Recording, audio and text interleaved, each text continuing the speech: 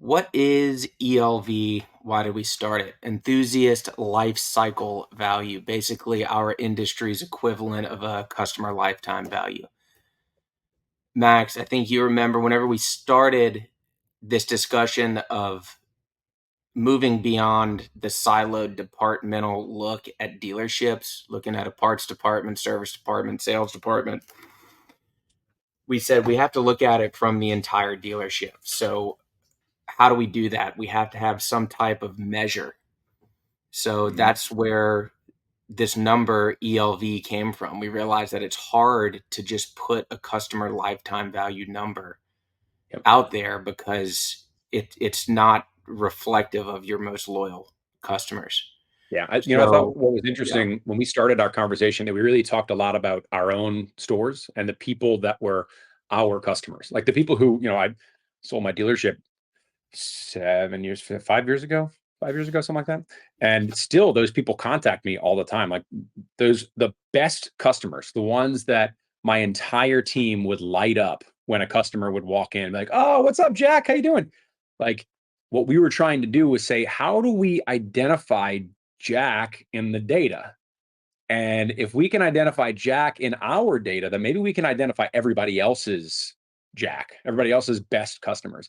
Because I think what we realized was the the customers who have the best experience and are the most loyal bring in more loyal customers. They bring their friends in. It makes the environment in the store more enjoyable. So the staff has fun, the customers have fun.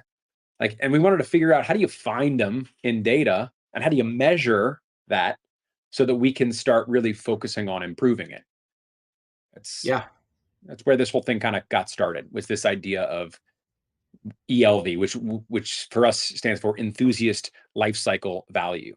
Um, in other industries, this already exists. I think in another video, in the Dell video, I kind of explained how um, other industries use customer lifetime value, and customer lifetime value requires this tremendous amount of time. It requires data for decades to be able to say, okay, this customer, their lifetime is this long. And when you're talking about a big company like Starbucks, it's easy. You got tremendous amounts of data. Well, another point to that is that sure, it takes more time, which we have databases. We have people that have been using Lightspeed for 15 years or so. We can get that data. But the big thing is, the way customer lifetime value works in other industries is a lot less nuanced than our industry, Mhm. meaning you have somebody that is coming back and buying doodads over and over. Whereas in Mhm. our industry, you could have one sale to one guy. Say Totally. it's a boat dealership and it's $1 million boat, and the guy drove from 4 states over to get it, and you'll never see him again. So your Yeah, customer lifetime value, it'll show him right there at the top, but in reality, he's a vulnerable customer.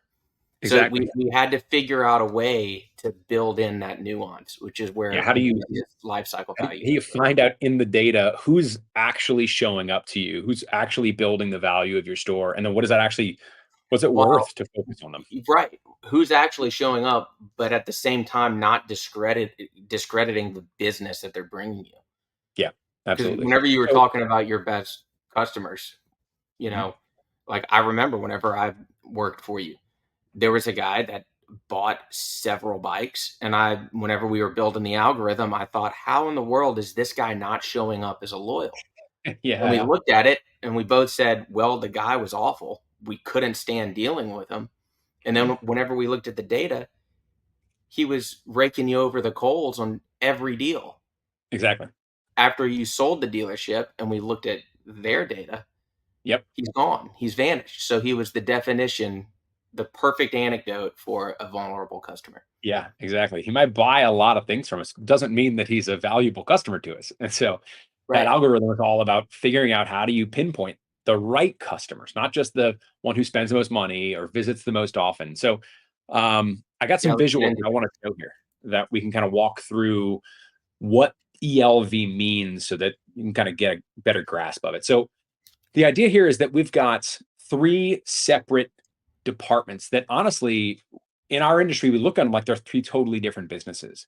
And we don't just look at them that way from like, the staffing that's totally different or the process that's totally different, the skills that are different. But even in 20 clubs, we look at them like three totally separate profit centers with totally different things to deal with.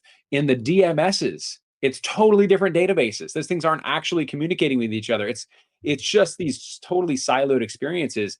But in reality, they've got things in common. There's things that all three of these have in common, and that primarily is the customer themselves. So when we start taking the data across these three different areas and each of the transactions that come in with those, we wanted to figure out how do we how do we draw lines between each of these little data points by saying, oh, this is the same customer. This is the same person who built this value. So what we did is we took all this data and there might not be a lot of dots on the screen, but imagine millions and millions of little bitty dots of every interaction that you've had with a customer that's identified through a transaction in the DMS. And so basically we organize them around the consumer themselves.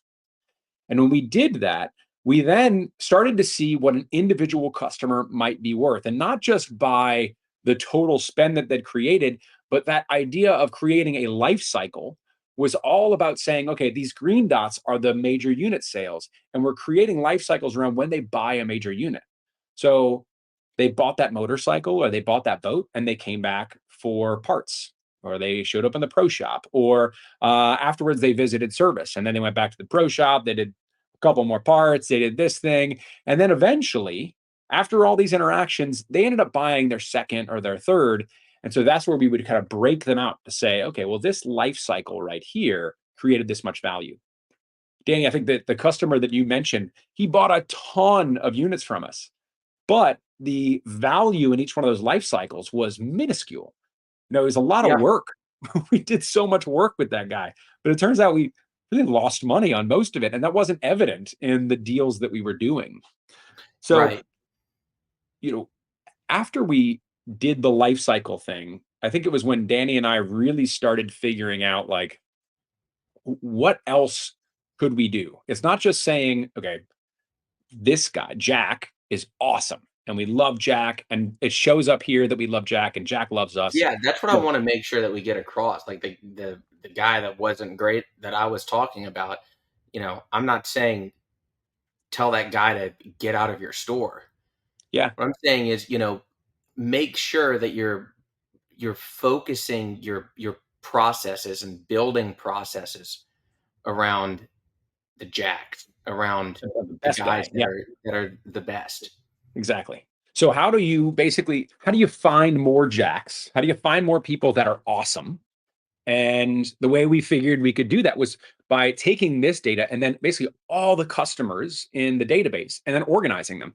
And we organize them by the highest ELV, enthusiast lifecycle value, that life cycle that they have, all the way down. And it's not just, again, they bought the most amount of units, it's the most amount of value they bring for every unit that they purchase from us or they bring to us. Now, once we had organized them, we then started breaking them up into groups. We called them subsets. And so basically we took the top 20% of dealers. So that very first 20%, the best 20%, sorry, not of dealers, of customers, the best 20% of customers that you have, and we call them loyals. So when we made this subset, we could start studying specifically loyals. It's the Jacks, it's the Matt, who was another loyal, all those guys that we kind of put together into that big loyal group. Now, the middle 50%, that group we call neutrals. These customers visited often enough, they would maybe bought multiple units, but they weren't just super bought into what we're doing. They weren't showing up to all of the events and buying more stuff and engaging like the ways that we saw our loyals engaging and interacting with us. And then Well, a the better last, example, a better yeah, example might be that the neutrals, they might be showing up to events. They might be whatever, but the difference might be in the data that for service they're only showing up for warranty issues. mhm, They're not showing up for any annual maintenance. They're not showing up for tires. mhm. They're not buying gear or anything. So the question is, like, how do we use the data to figure out why loyals are buying those things, but the neutrals aren't Are not yet buying those things. Yeah. yet. And so that last group down here, that bottom 30%, we called vulnerables, because really what we did notice about them was that when we started looking at them, even geographically, those customers were from further away. Those customers were coming to us because we had the deal, we had that particular unit. They were not customers who were a part of our community, right? And I see dealerships as kind of the hub of the community. We're building this loyalty to a brand and to a sport and all that. And so the vulnerables are valuable, right? They are a great source of moving product that might not work well in our market or might not work well out of our particular dealership. They're still valuable, but they're not the ones that are creating the kind of culture that we need of our dealer base, of our customer base. It's they're good, but we're not building around the vulnerables. We don't build our business plan around vulnerable. We build the business plan around loyal. So this whole study is where that kind of enthusiast lifecycle value really came in. This idea, this opportunity, and ultimately the algorithm that we wrote that can pull all the data out of your DMS and identify each of those customers and the overall value they create in each one. Now, I've actually got one more slide here of a graph of ELVs in a dealership we've been working with, and this is what it looks like, right? If we look at this graph, like imagine that this is all split up in a little bitty slivers, right? Super thin little slivers, and each one of those is a customer. And we're basically just showing how much profit each customer, or how high of their ELV value is for each one of these customers. And they're all kind of stacked up next to each other. Now, the bottom 30% are all these customers, right? Some of them are actually losing money for us. This is negative right down here, but very little profitability per customer that comes through, low ELV per customer. That middle 50% right here, this is a little bit better, right? We've got a larger subset of customers with a little bit more value to each one of them. And then we look at the loyals, right? Look at how much more value ELV there is for every single loyal customer that comes through. So, a huge percentage of our profitability actually just comes from this smaller group. And now we've been able to pinpoint them and identify, like, oh, there they are. That's where the value is. Now, here's the thing that I think is so interesting. We we look at stores and we say, hey, you can improve because your averages are here. Or we go into 20 club meetings and I hear dealers. I said, yeah, as a dealer in a 20 club, look, man, my customers are different. And the response I heard so often was, it's that all customers are the same. The average customer is the average customer. And you know what? That's true. That's true. The average should be pretty normal. We can use national averages to compare ourselves. That's all valuable information. But you know where the average shows up in this data is right there. The average customer is not our most valuable customer. The average customer is just like in the middle. So why would we build our business around that customer? Why wouldn't we build our business and the way that we engage with people? And why wouldn't we study these guys and create the best experience for them? And so, we started this, 2 years ago now is when Yeah. we defined this algorithm, and we started studying store after store after store. We started doing those delve analysis to really understand how is it that this ELV really drives it. So if you haven't watched that video already, go back to watch the delve analysis. You can see like what we do with this data now. But Well, again, before we get off of this slide, I do want to reiterate that we're not talking about, whenever we say build your business around loyal, I mean around these loyal customers. We're saying that you need to focus your processes.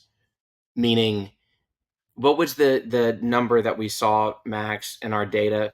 You know, like on average, the loyal customer visits the service department like 2.5 times more than the neutral customer.